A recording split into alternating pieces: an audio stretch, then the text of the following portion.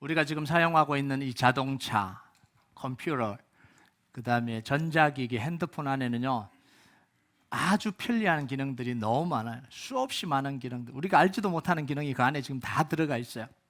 그런데 좋은 기능이 아무리 많아도 실행시키는 방법을 모르면 그 모든 기능이 아무런 소용이 없어요. 내가 원하는 기능이 뭔지를 알고 그 기능을 실행시키는 버튼을 눌러야 내가 원하는 걸 얻을 수 있어요.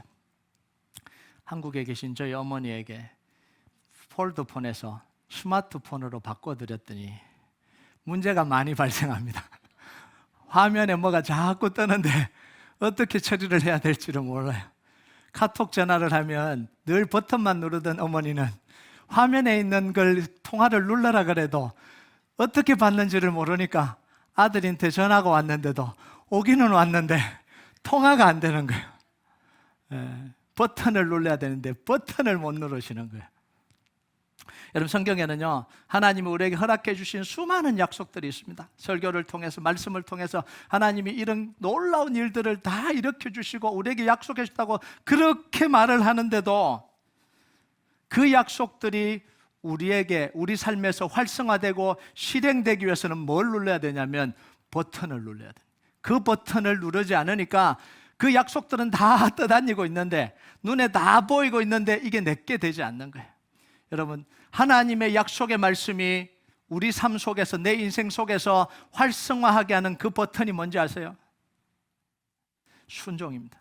순종의 버튼을 눌러야 찍 열리면서 이 약속의 말씀이 우리에게 오는 거예요. 여러분, 하나님의 말씀을 듣고 순종의 버튼을 누르면 하나님이 약속한 그 약속이 우리 삶에서 실행되는 겁니다. 이스라엘의 새로운 지도자가 되어서 두려워 떨고 있던 이 여호수아에게 하나님께서 약속을 주십니다. 내가 모세와 함께 있었던 것 같이 내가 너와 함께 있을 것이다. 내가 모세에게 이미 약속한 그 땅을 차지하기 위해서 너는 요단강을 반드시 건너가게 될 것이다. 그리고 한 치의 땅도 부족함 없이 다 차지하게 될 것이다. 내 평생에 너를 당할 자가 아무도 없을 것이다. 내가 너와 함께 하겠다. 두려움이 올 때마다 이 약속의 말씀을 펴들고 주야로 묵상하고 시간 날 때까지 묵상해서 그 약속의 말씀을 붙들어라. 그러면 반드시 승리하게 될 것이다. 이 약속을 주신 거잖아요. 여러분, 이 약속의 말씀을 받고 여호수아가 한 첫 번째 행동이 뭘까요? 즉각 순종이에요. 즉각 순종. 10절과 11절 한번 볼까요? 같이 읽겠습니다. 10절 11절 시작. 이 여호수아가 그 백성의 관리들에게 명령하여 이르되 진중에 두루다니며 그 백성에게 명령하여 이르기를 양식을 준비하라. 사흘 안에 너희가 이 요단을 건너 너희 하나님 여호와께서 너희에게 주사 차지하게 하시는 땅을 차지하기 위하여 들어갈 것임이니라 하라. 여호수아가요 하나님의 말씀을 듣고 힘이 났습니다. 격려가 됐습니다. 하나님이 함께 하시는구나. 두려워하지 않아도 되겠구나. 믿음으로 한번 도전해봐야 되겠다. 여러분, 이게 말씀의 능력이에요. 말씀의 능력이, 말씀이 우리에게 들려질 때 우리 안에는 위로가 되는 거잖아요. 회복이 일어나는 거잖아요. 해봐도 되겠다, 이런 마음이 생기는 거죠. 이게 성령님의 역사거든요. 그래서 즉각 순종했습니다. 근데 우리는요 말씀을 듣고 은혜를 받고 난 뒤에 멈춰버리는 경우들이 종종 있어요. 그래서 실제로 변화로는, 삶의 변화로는 연결되지 않고 감정적인 위로에만 머물러 있을 때가 많아요. 은혜 받았다, 위로가 된다, 힘이 난다, 거기까지만 딱 머물러 있는 거예요. 여러분, 말씀은요 들려질 때에 우리의 감정을 위로하고 상한 걸 치료하고 상처와 아픔을 치료하는 능력이 있어요. 이게 말씀의 능력입니다. 자, 이것도 너무 중요해요. 이걸 무시하면 안 됩니다. 말씀을 통해서 우리가 치료받아야 돼요. 회복돼야 돼요. 자, 그런데 말씀을 우리 감정과 이 아픔과 상처를 치료하는 데만 이용하면 그 놀라운 말씀의 능력을 낭비하는 거예요. 이게 마치 뭐하고 똑같냐면 마크 트웨인이 쓴 왕자와 거지에 보면 이 거지가 왕자가 돼서 나라를 움직일 수 있는 이 옥새를 가지고 뭘 해요? 호두를 깨먹고 있어요. 호두를. 여러분, 옥새로 호두 깨면요 잘 깨집니다. 그거보다 더 잘 깨지는 게 없어요. 그런데 그래서 호두 까먹는 거 너무 좋잖아요. 이게 너무 좋아요. 그런데 그걸로만 사용하면 뭐예요? 그건 완전히 낭비예요. 옥새는 나라를 움직이고 군대를 움직이고 그 나라의 권세를 사용하는 게 옥새잖아요. 그런데 호두를 깨면 잘 깨진다, 너무 맛있다, 이러고만 있으면 안 된다라는 거예요. 뭐 깰 수도 있어요. 깨도 괜찮아요. 근데 그것만 하고 있으면 안 된다라는 거예요. 하나님의 약속의 말씀이 우리를 치료하고 회복하고 또 마음의 안정감을 주고 자신감을 주고 그것만 하면 안 된다라는 거예요. 왜냐하면 하나님의 말씀은 우리의 삶을 변화시키는 거예요. 삶을 살아가게 하는 능력이 말씀이에요. 여러분, 우리가 하나님 말씀을 들을 때 해야 되는 반응은 뭐냐면 믿음으로 선포해야 되는 거예요. 약속의 말씀을 믿고 믿음으로 선포해야 되는 거예요. 여호수아는요, 하나님의 약속의 말씀을 듣고 위로하는 걸로 만족하지 않습니다. 하나님의 약속을 믿고 머뭇거리지 않고 믿음의 선포를 두 가지 합니다. 두 가지 선포를 해요. 첫 번째는 뭐예요? 사흘 안에 요단강을 건너갈 것이라고 계획을 발표를 했습니다. 자, 이건 뭐냐면 믿음의 선포입니다. 모든 하나님의 역사는 뭘로부터 시작이 되냐면 믿음의 선포로부터 시작이 됩니다. 여러분, 다윗이 골리앗에게 싸우기 전에 뭐 하죠? 믿음의 선포부터 하잖아요. 너는 칼과 창과 단창으로 나오지만 전쟁은 그 칼과 단창에 속한 게 아니라 하나님께 속한 것임을 내가 알게 하겠다. 두고 봐라. 나는 만군의 여호와의 이름으로 나아가서 네 말이 거짓이라는 사실을 내가 밝혀내겠다. 이게 선포잖아요. 선전포고잖아요. 여러분, 에스더는요, 믿음의 선포를 먼저 하잖아요. 내가 시녀들과 더불어 3일을 금식한 뒤에 왕이 바뀌든 바뀌지 않든 나는 왕 앞으로 나아가겠다라는 거예요. 이게 뭐죠? 죽으면 죽으리라. 믿음의 선포를 가지고 나아가는 거예요. 여러분, 선포는 뭐냐면 대적을 향한 기선제압입니다. 이게 선포예요. 선전포고죠. 선포는 우리 안에 있는 이 불신앙을 향한 선전포고가 믿음의 선언입니다. 사탄을 향한 선전포고가 믿음의 선언이에요. 여러분, 사람은 이 뇌가요, 말에 따라서 사람이 뇌가 움직여요. 배고프다 그러면 이제 뇌가 딱 조정해서 배에서 꼬르륵 소리가 나죠. 운동 가야 되겠다 그러면 팔다리가 움직이기 시작합니다. 가야지.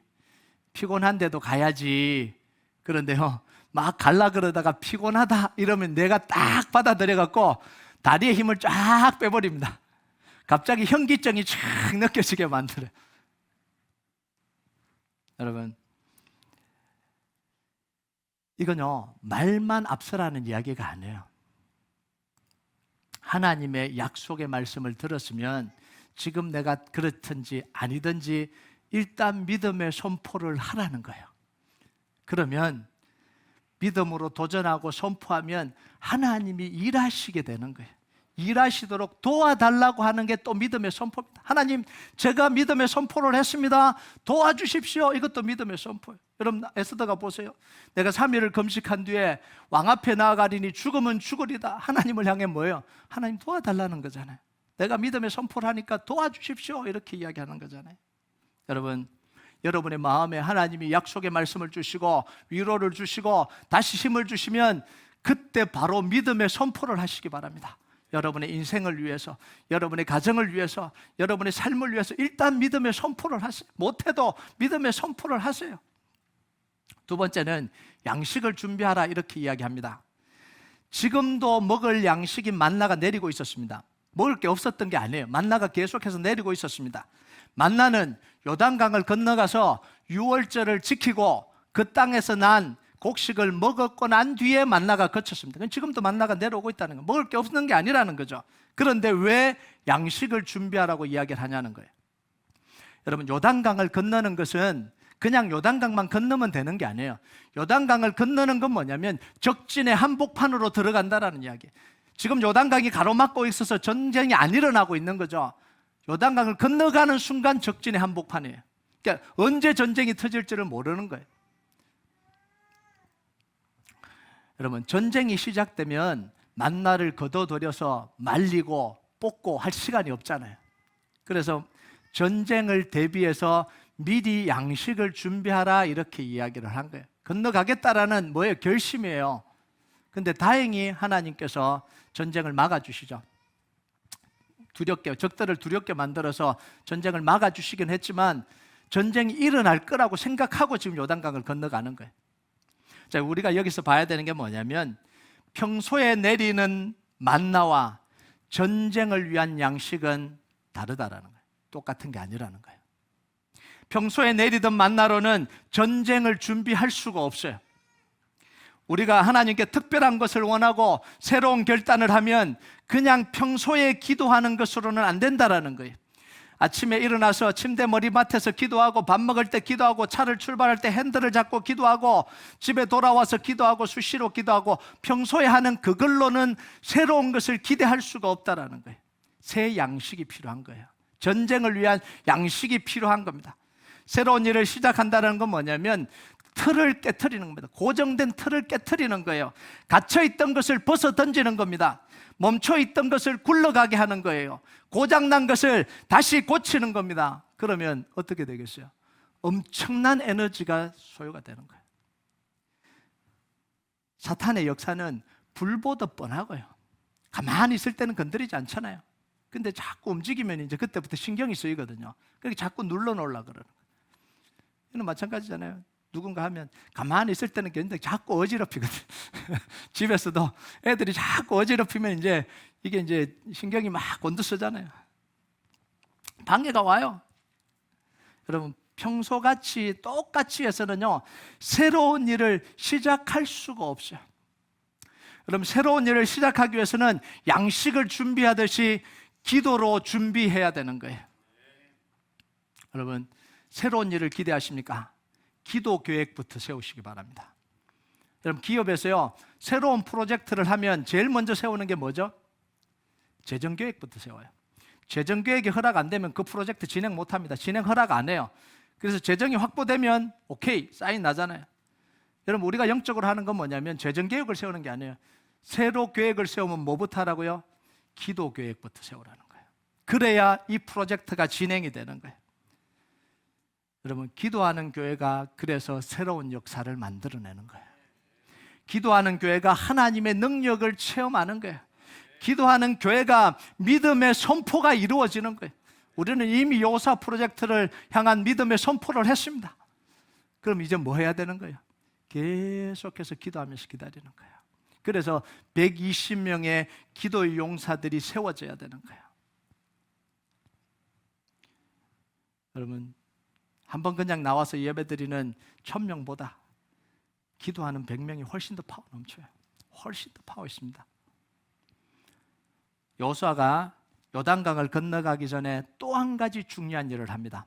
그게 뭐냐면 루벤 지파와 갓 지파와 므낫세 반지파, 므낫세 반지파는 므낫세 지파 중에 절반을 이야기하는 겁니다. 이들을 불러서 가나안 땅 전쟁을, 이제 요단강을 건너서 가나안 땅 전쟁을 할 텐데, 그때 뭐라고 이야기하면 너네 지파가 앞으로는 이 지파를 두 지파 반이라고 부를 겁니다. 루벤, 갓, 므낫세 지파 반을 두 지파 반이라고 부를 겁니다. 이 두 지파 반에게 뭐냐면 전쟁할 때 선봉에 서서 모든 전쟁을 치러라 이렇게 이야기를 해요.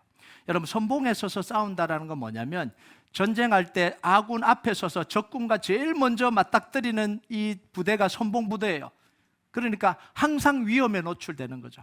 제일 위험한 사람들이 선봉에 서서 싸우는 사람들입니다. 그래서 선봉에 선 사람은 고난과 희생이 따르고 목숨을 걸어야 되는 자리가 뭐냐면 선봉에 서서 싸우는 거예요. 그래서 선봉에 서는 사람들에게 보상을 두둑하게 합니다. 전쟁을 할 때.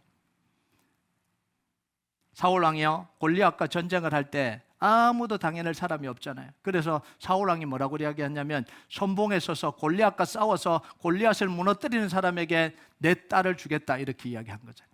이게 있을 수가 없는 일이잖아요. 내 딸을 주겠다는 건 뭐예요? 사위 삼겠다라는 거예요. 그런데도 아무도 안 나섰습니다. 왜? 목숨을 걸어야 되니까요. 골리앗과 싸우면 죽을 게 뻔하니까 누가 나오겠어요? 안 나오는 거예요. 그래서 나온 게 누구예요? 다윗이 나온 거잖아요.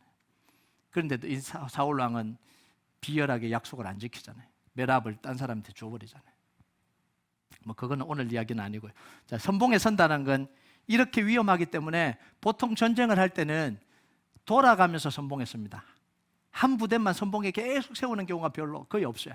돌아가면서 그 역할을 감당하는 거예요. 자, 그런데 여호수아는 가나안 땅 정복이 끝날 때까지 너네 두 지파 반이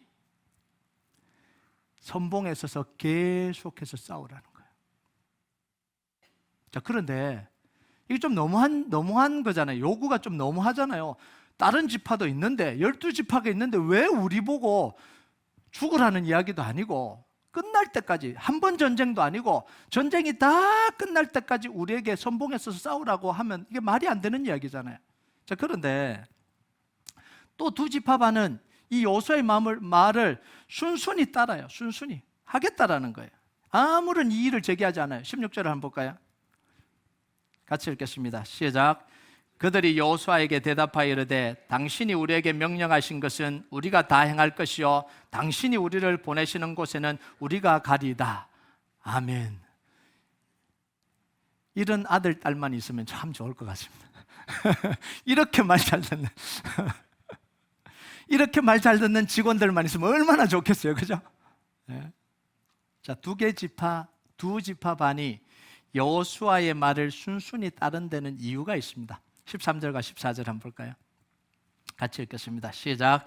여호와의 종 모세가 너에게 명령하여 이르기를 너희 하나님 여호와께서 너에게 안식을 주시며 이 땅을 너에게 주시려 하였나니 너희는 그 말을 기억하라. 너희 처자와 가축은 모세가 너에게 준 요단 이쪽 땅에 머무르려니와 너희 모든 용사들은 무장하고 너희의 형제보다 앞서 건너가서 그들을 돕되. 자, 여기서 뭐라고 이야기하냐면 너희의 처자와 가축은 모세가 너에게 준 요단 이쪽 땅에 머무르려니와. 자, 이쪽 땅과 저쪽 땅을 구분합니다. 요단강을 중심으로.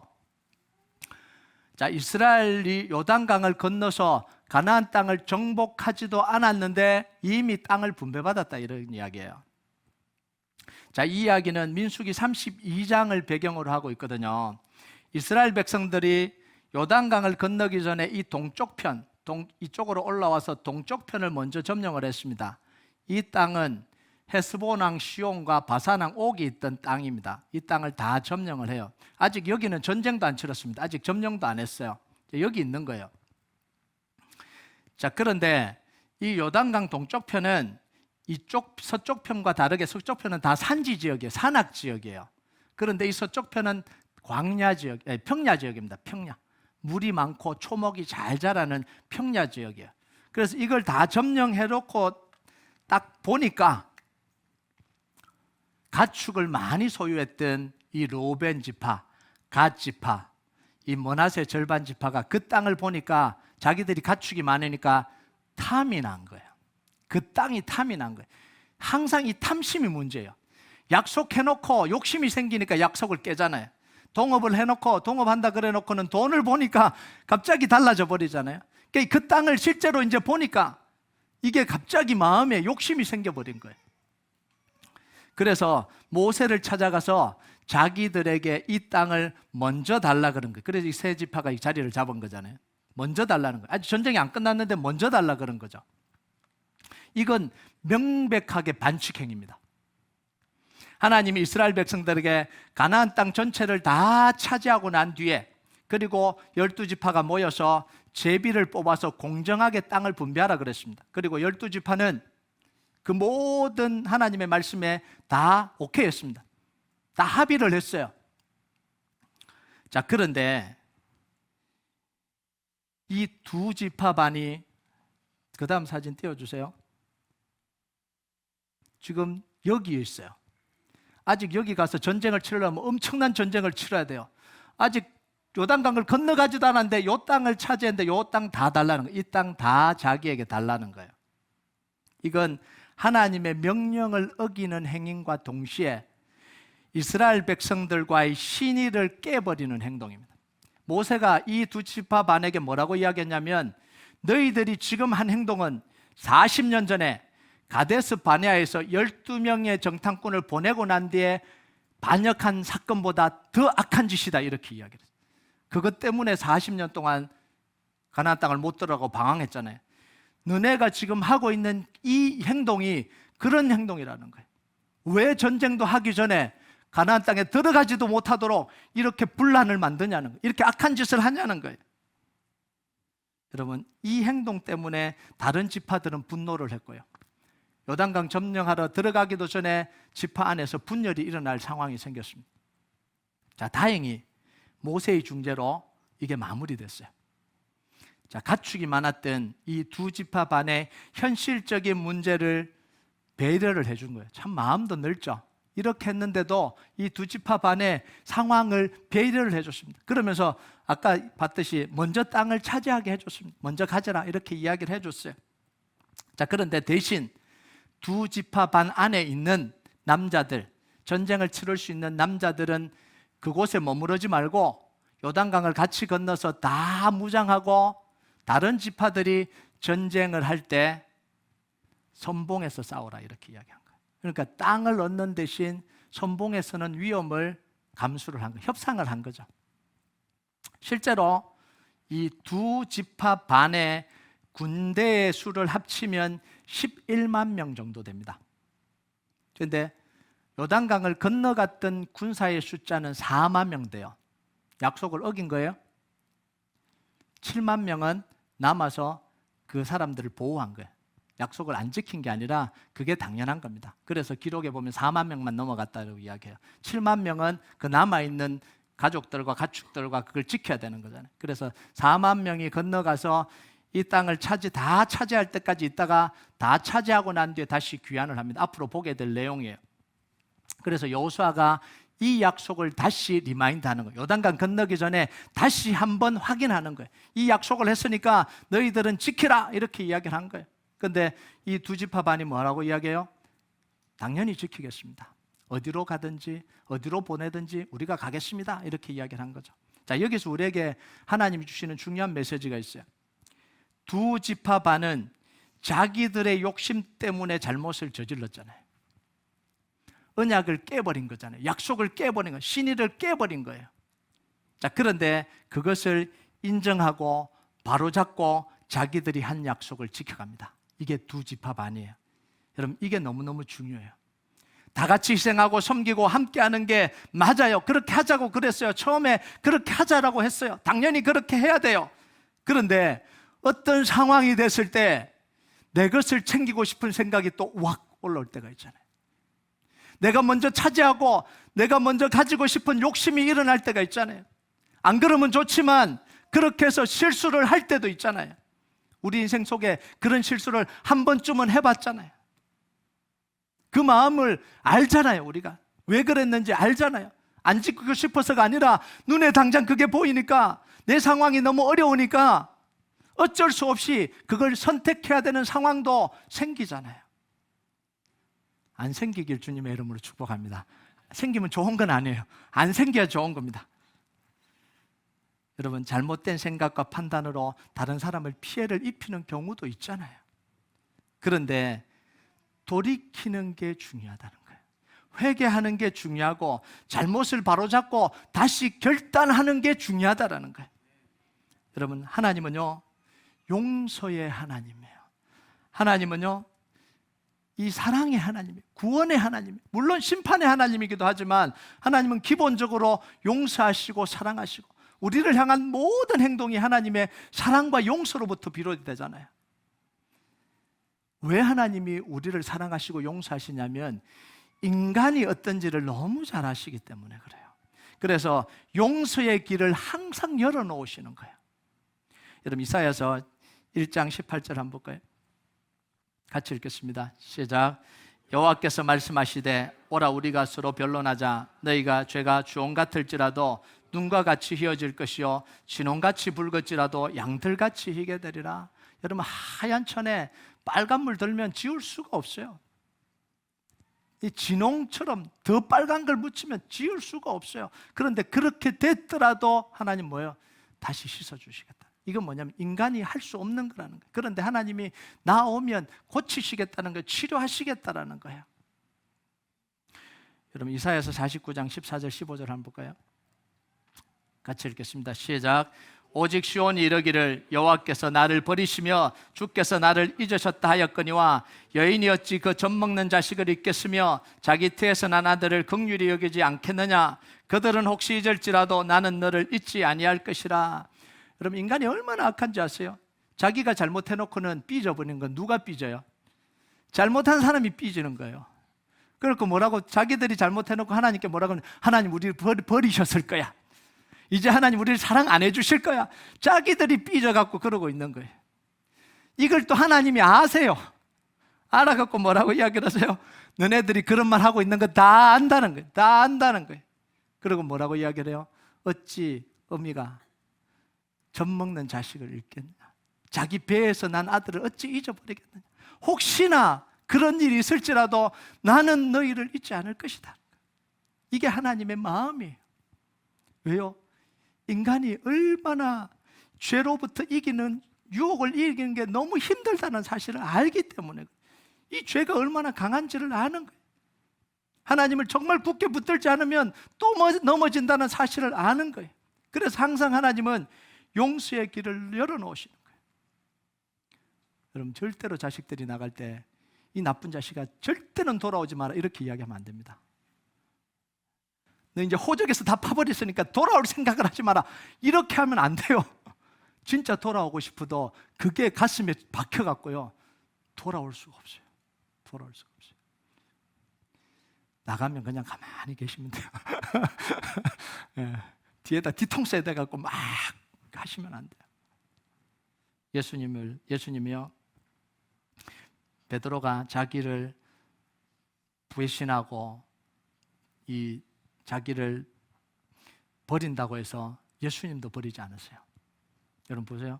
누가복음 22장 32절 같이 읽겠습니다. 시작. 그러나 내가 너를 위하여 내 믿음이 떨어지지 않기를 기도하였노니 너는 돌이킨 후에 내 형제를 굳게 하라. 뻔히 알아요. 배신할까 알고, 배신하고 난 뒤에 무슨 생각을 할지도 알아요. 믿음 떨어질 거 분명히 알아요. 그러니까 하나님, 예수님 뭐라 그래요? 내가 너 믿음이 떨어지지 않기를 기도한다. 돌이킨 후에 형제를 굳게 하라. 너 분명히 배반하고 세 번 모른다고 부인하고 네가 할 행동을 내가 너무 잘 알고 있다는 거예요. 나 제자 못하겠다, 때려치고 갈 거 뻔히 안다라는 거예요. 물고기 잡으러 가고 나는 더 이상 사랑받지 못했고 예수님은 나를 더 이상 사랑하지 않을 거야, 나 인생은 끝났다, 그러고 있을 걸 뻔히 안다라는 거예요. 그래서 믿음이 떨어지지 않기를 내가 기도하고 돌이킨 후에 내 형제를 굳게 하라. 그리고 예수님이 기다리다가 돌이키니까 뭐라고 이야기해요? 내 양을 먹이라. 사명을 주시잖아요. 다시 믿어주시고 사명 주시잖아요. 여러분, 우리는요, 한 번 잘못을 저지르면 고집 부리고 엇나가는 경우들이 종종 있습니다. 미안하기도 하고 자존심 때문에 더 나빠지는 경우가 있어요. 근데 속마음은 아니거든요. 속마음은 아닌데 자존심 때문에 더 나쁜 짓 하고 더 악한 짓 하는 것처럼, 사실 하는 게 아니에요, 하는 것처럼 그렇게 엇나가는 행동을 보일 때가 있어요.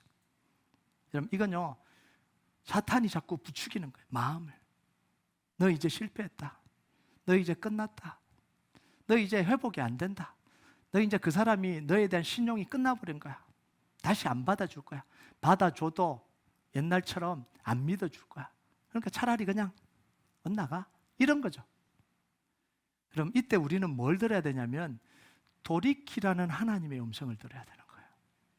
회복시키시는 하나님의 음성을 들어야 돼요. 여러분, 하나님의 말씀에 순종하면 하나님의 도구가 되는 거고요, 감정에 순종하면 감정의 종이 되는 거예요. 죄책감에 순종하면 죄책감의 종이 되는 거예요.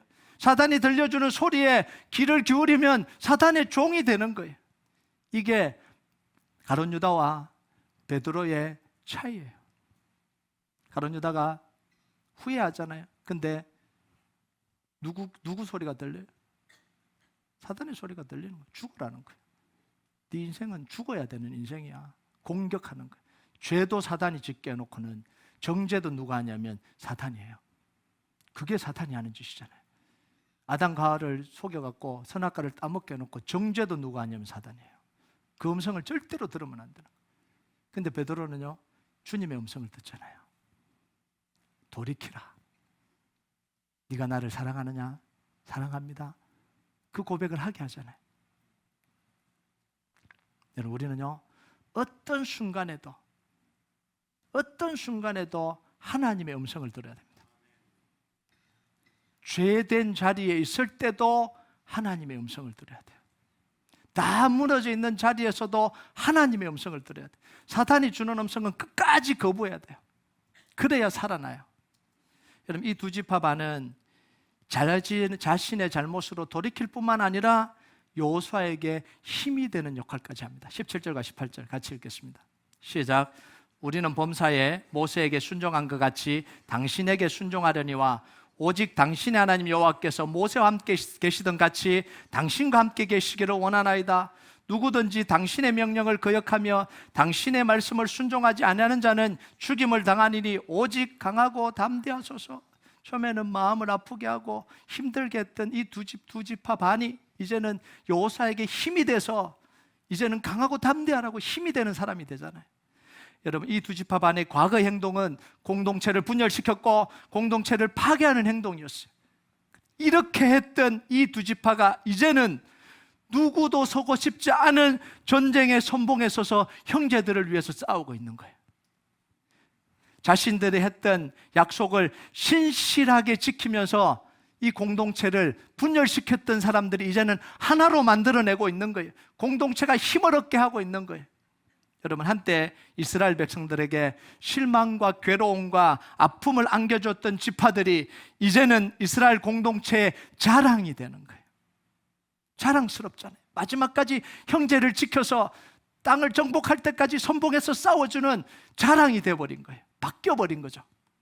한때는 자기 욕심을 챙기던 사람들이 선봉에 서서 희생하면서 진정한 공동체가 뭔지를 보여준 거죠. 여러분, 늘 자라는 사람이 꾸준히 자라는 것은 너무나 큰 감동입니다. 당연한 게 아니에요. 너무나 큰 감동입니다. 자, 그런데 문제를 일으키고 있던 사람들이 변화되고 회복되는 것은 더 큰 감동이 아닙니다. 더 큰 감동이라 그러면 큰나요? 열심히 하던 사람이 화가 나서 문제 일으키기 시작합니다. 그러면 둘째들이 자꾸 문제를 일으키잖아요. 더 큰 감동이 아니에요. 또 다른 의미에서 감동입니다. 잃어버린 한 마리 양이 집에 있는 아홉 마리 양보다 더 귀하다 그러니까 아홉 마리 양들이 다 집 밖으로 나가버렸어요. 화가 나서.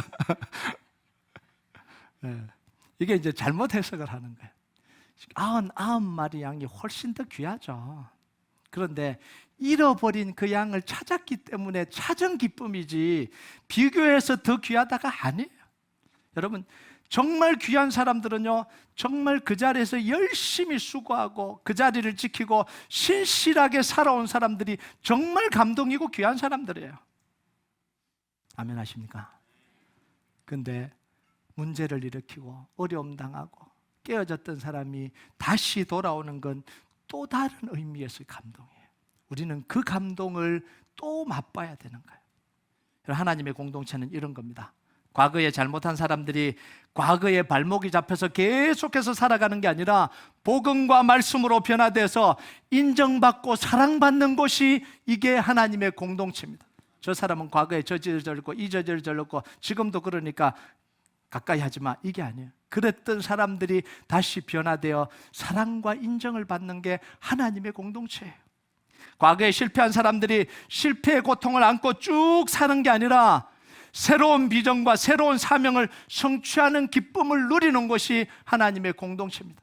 한 번도 하나님의 은혜를 못 경험했던 사람, 기도응답을 한 번도 못 경험해봤던 사람들이, 실패했다고 생각했던 사람들이 와서 이제 경험해보는 거예요.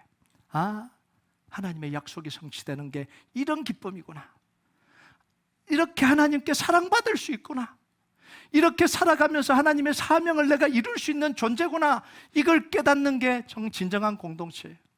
여러분, 두 지파 반이 왜 선봉에 섰을까요? 자기들이 받은 은혜를 알기 때문에 그래요. 9개 반지파가 어떻게 자기들을 배려해 주는지 알잖아요. 자기들이 잘못했는데도 불구하고 배려를 받았잖아요. 약속을 지키기 위해서, 그래서 그 약속을 지키기 위해서 위험을 무릅쓰고 선봉에 선 거예요. 우리가 왜 섬김과 봉사를 해요? 죄사함의 은혜를 받았기 때문에 그런 거예요. 우리 교회 온 지 1년이 지났기 때문에 섬기는 게 아닙니다. 2년이 지났기 때문에 섬기는 게 아니에요. 그만큼 밥을 먹었기 때문에 섬기는 게 아니에요. 받은 은혜 때문에 섬기는 거예요. 하나님의 자녀가 되는 이 영생을 얻은 그 감격 때문에 섬기는 거예요. 하나님께 받은 은혜 반드시 뭐예요? 섬김으로 나타나게 됩니다. 그게 제대로 은혜 받은 거예요. 여러분, 은혜는요, 많이 받았는데 섬김으로 나타나지 않으면 그 은혜는 자기 만족으로 끝나버립니다. 자기 만족이에요. 여러분, 은혜를 받으면 선봉에 서시길 바랍니다. 기도의 은혜를 많이 받았다면 기도의 선봉에 서시기 바랍니다. 나는 기도의 은혜 너무 많고 기도 응답받고 다 좋아. 근데 기도의 선봉에는 서지 않아요. 그 말이 안 되는 이야기잖아요. 섬김으로 은혜를 받았다면 내가 너무 섬김 받았고 이렇게 섬김 받아 너무 좋아. 그러면 섬김의 선봉에 서시기 바랍니다. 근데 늘 섬김 받아서 좋고 이렇게 섬김 받아서 좋고 이렇게 섬김 받아도 좋고 여기만 있으면 안 된다고요. 받았으면 뭐예요? 섬김의 선봉에 서고, 사랑을 받았으면 사랑받은 걸 자랑하지 말고 사랑받은 가지고 사랑의 선봉에 서시고요. 내가 인생을 살아가면서 한 번이라도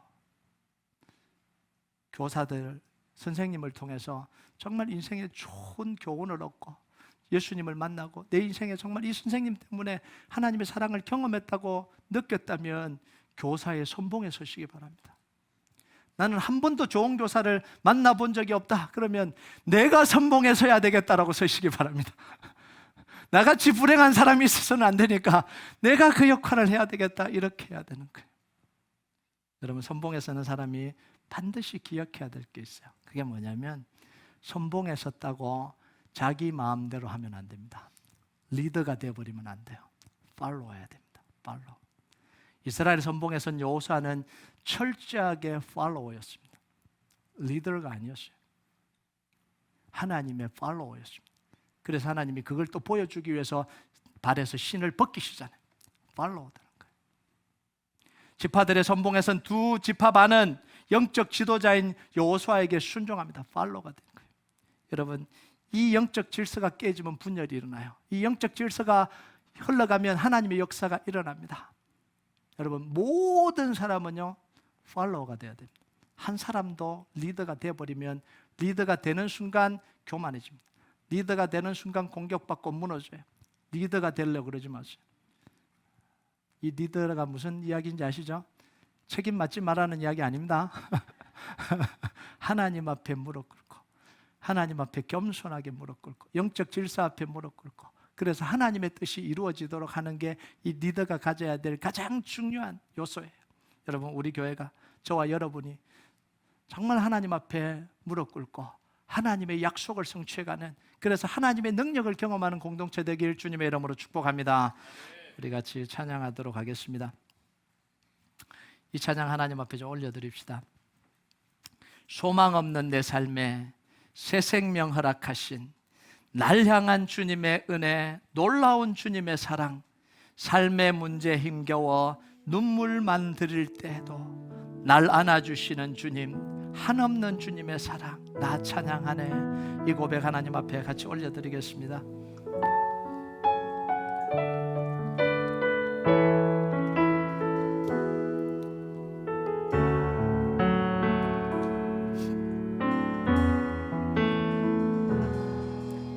소망 없는 내 삶, 새 생명 허락하신 새 생명 허락하 날 향한 주님의 은혜, 날 향한 주님의 은혜, 놀라운 주님의 사랑, 놀라운 주님의 사랑, 삶의 문제 힘겨워 삶의 문제 힘겨 눈물만 흘릴 때도 눈물만 흘릴 때도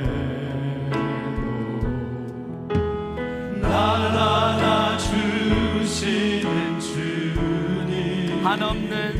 주님의 사랑, 한없는 주님의 사랑 나 찬양하네. 나의 믿음 주께 드려, 나의 믿음 주께 드려.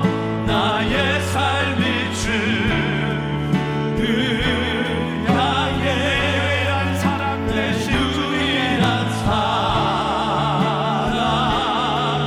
되신 주께